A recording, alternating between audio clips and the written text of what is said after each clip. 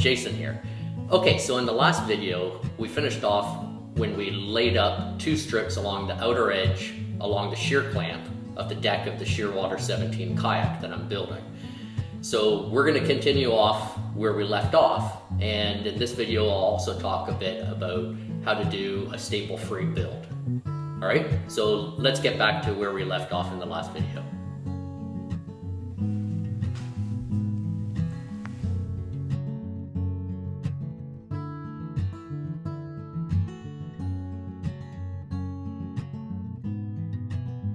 Alright, so now we've got 2 strips on each side of the kayak on the shear clamp, and we're going to add a strip down the center. Now this is just my design, your design could be different, but what I want to illustrate here is just how I'm going to join the strips up. Okay, we have a bead and a cove, and so as soon as I cut an angle on one strip to fit it in, I'm going to have to add a cove or a bead to the other side.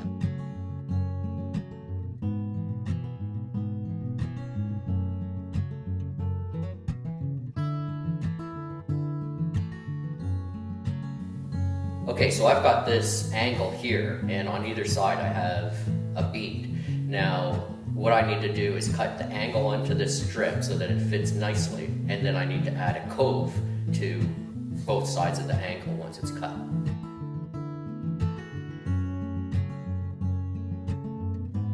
What I found useful is to just take a scrap piece of strip that already has the cove on it and just wrap some sandpaper. I'm just using 100 grit sandpaper, and then what I do is I just lay the strip flat on a surface, and I use the table surface as my guide to, instead of struggling, sanding the cove like this and having it wobble around on me, if I lay it flat on the table, then I've got a nice guide to get it going, and then later on I can hand hold it and just finish it off.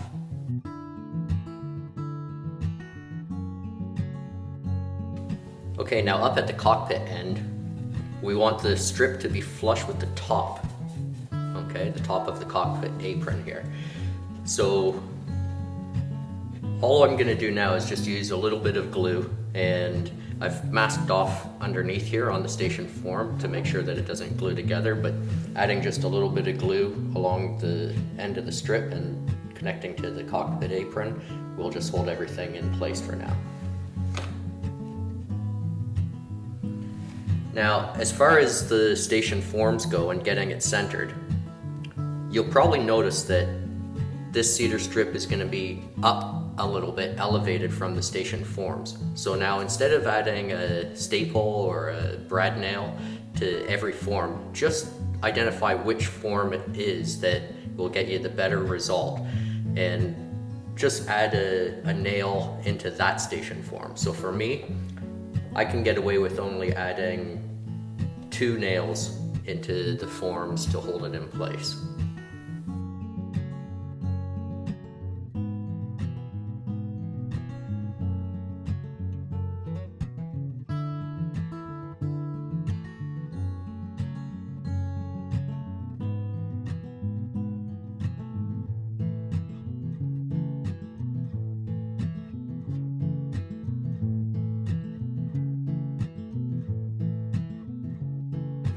Now I'm doing this based on the design that I want.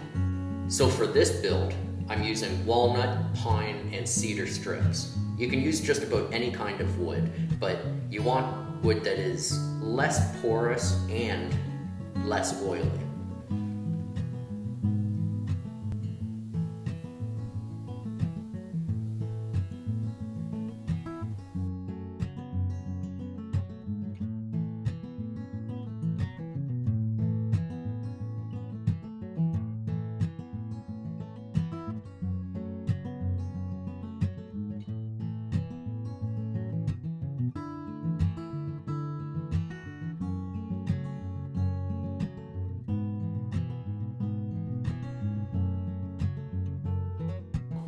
As for the glue, we're just using a basic carpenter's wood glue like Titebond.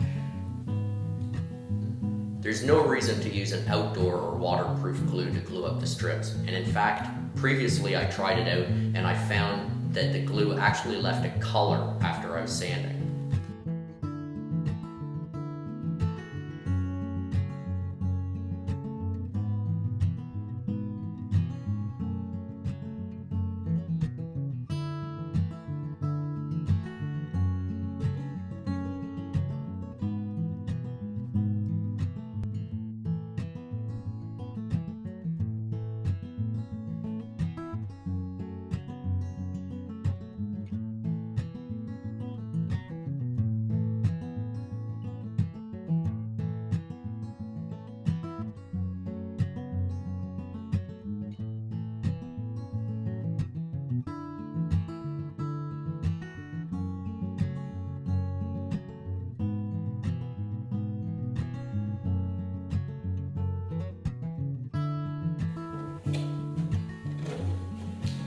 Okay, so there's a few different ways we can lay up cedar strips without using staples. Now, before I get into that, I want you to know that if you do use staples, that's fine. And if you lay up your canoe or your kayak and you're doing it staple free, but there's a spot that's especially tricky and you can't get the strip to lay down properly, don't freak out about having to put in a staple or using a brad nail or finishing nail to hold the strip down, because when the boat's done, 1 or 2 holes left from staples or a brad nail really aren't going to show up. Okay, you'll see them because it's your boat and you'll know you did it, but everybody else looking at it, they're not going to notice it. All right.